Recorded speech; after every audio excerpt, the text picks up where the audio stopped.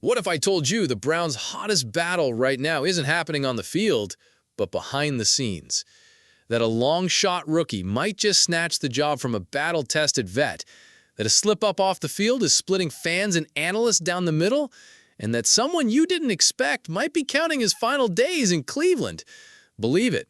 What's brewing inside the Browns facility right now is wilder than anyone expected. So sit down, hit that like button, and let's dive straight into it. He came in quietly from Colorado, carrying more than just a famous last name. Shedeur Sanders was seen as raw, a fifth-round swing that might need time. But time seems to be siding with him, not working against him. In the first few open mini-camp sessions, Shedeur showed what most rookies take months to develop: command, composure, poise in the pocket. He threw 9 touchdowns and completed 77.4% of his passes. That didn't go unnoticed, especially not by the guys sharing the field with him. At first, it was quiet praise behind the scenes, but it's grown. He's got something different. The kid's lighting it up. Comments like that started floating around reporters, fans, even the coaching staff. Meanwhile, Flacco, the vet, the Super Bowl champ, the 2023 playoff hero, still holds the inside track for Week 1, but for how long? Tyvis Powell, former NFL safety and respected Browns voice, didn't beat around the bush. If the season started today, Flacco would be under center. But he added a warning. Flacco will give you that first punch, but he runs out of gas quick, he said on 92.3 The Fan. After 5 or 6 games, you better be ready to pivot. And if it comes down to raw talent, Shedeur's ahead. That hit like a sledgehammer, because if the argument was just experience, Flacco's got it in spades. But if the Browns want energy, unpredictability, and someone who can ignite a locker room and a stadium, Sanders is starting to look like the play. Kevin Stefanski knows it, and while the official order still reads Flacco, Pickett, Gabriel, then Shedeur, the truth is the pecking order is shaking. Flacco knows the system. He's worked with Stefanski. He's respected. But the pressure isn't just coming from Sanders. It's coming from the story. The hunger for new blood, the fear of running the same old playbook again. While Flacco's sticking to his fundamentals and holding on to that QB1 spot, Shedeur's grinding. He's in early, walking the halls with the playbook under his arm, obsessed. He makes mistakes, but he learns. He takes hits, but he gets back up. What's happening in practice is only half the story. The other half's intangible. What he's stirring in the building. Powell said it best. He raises the level of everyone around him. He gets the crowd going. He's got that spark in his eyes. And for a franchise that's been starving for something real, something different, that spark matters.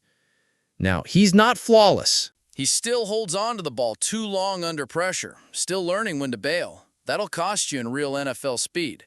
But that's where Flacco helps. It's a battle, sure, but it's also a classroom. And every practice snap is a chance to close the gap between potential and production. This ain't just about who's got the arm. It's about timing, preparation, seizing the moment. And right now, Shedeur's buzz is starting to burn. And while we're watching with wide eyes, there's a question nobody wants to answer, but everybody in Cleveland is asking. Who's getting cut? Flacco, Pickett, Sanders, Gabriel? 4 QBs, 4 stories, 4 levels of belief. But only 3 seats, because what folks around the league are saying is loud and clear. Someone's getting left out. Brad Crawford at CBS Sports didn't sugarcoat it. Word around the league is that Cleveland's not carrying 4 quarterbacks into 2025. And that's not just a guess. That's cap space. That's roster math. That's front office logic. So, let's do the math. Flacco, he's the vet.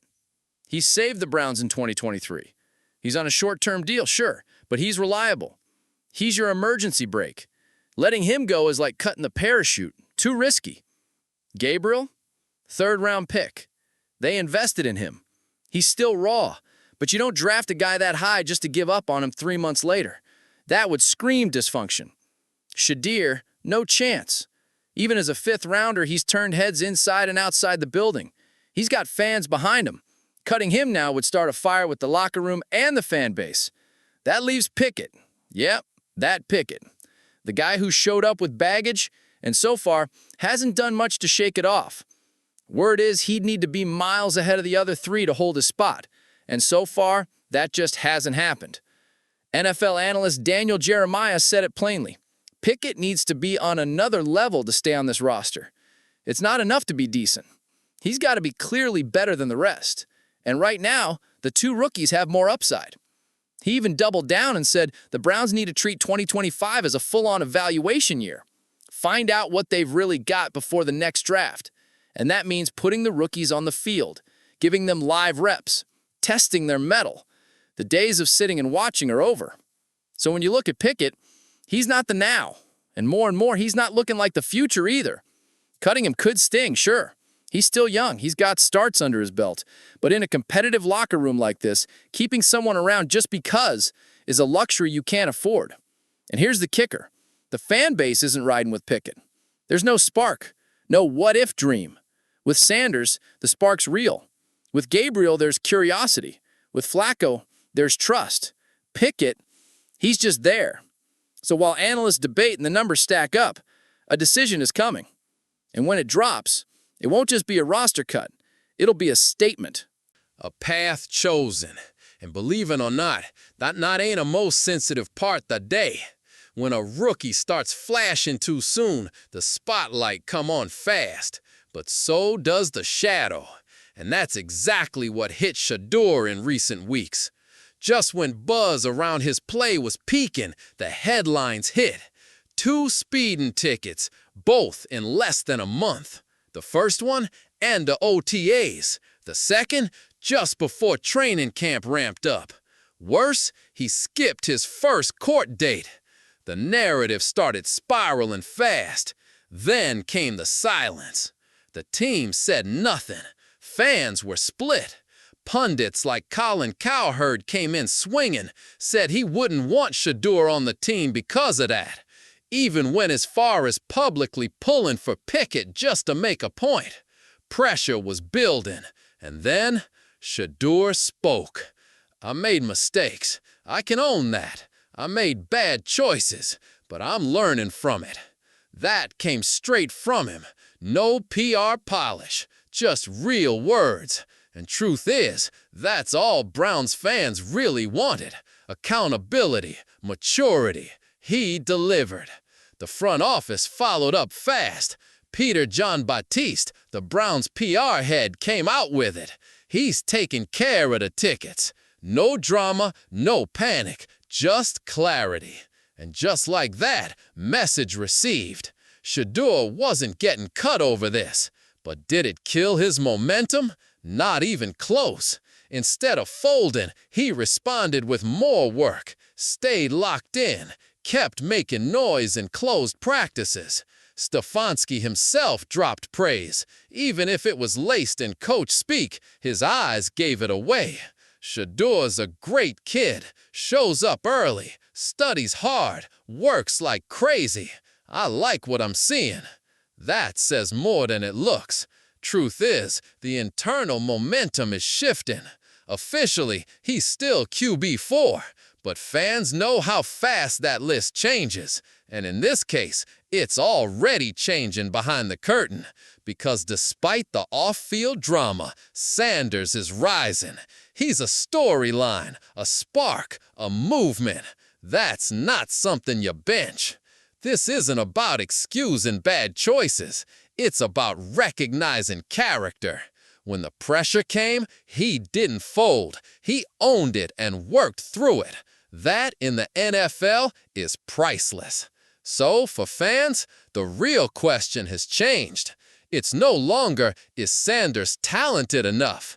It's, are the Browns ready to roll the dice and hand the keys to a rookie with a dent in his record but a fire in his game? If the answer is yes, the shift has already begun. So take a breath, Dog Pound, because what we saw today changes the whole board. Sanders showed that young talent can shake a whole depth chart. The front office made it clear, no one's safe. And the team itself stood by the kid, even when the headlines got ugly. All of this, and we're still in preseason. Now it's your turn. Should Flacco start week 1? Is it time to go all in on Shedeur? Does Pickett really belong on this team? Drop a comment, hit that like, send this to another Browns fan, and lock in, because tomorrow we go again.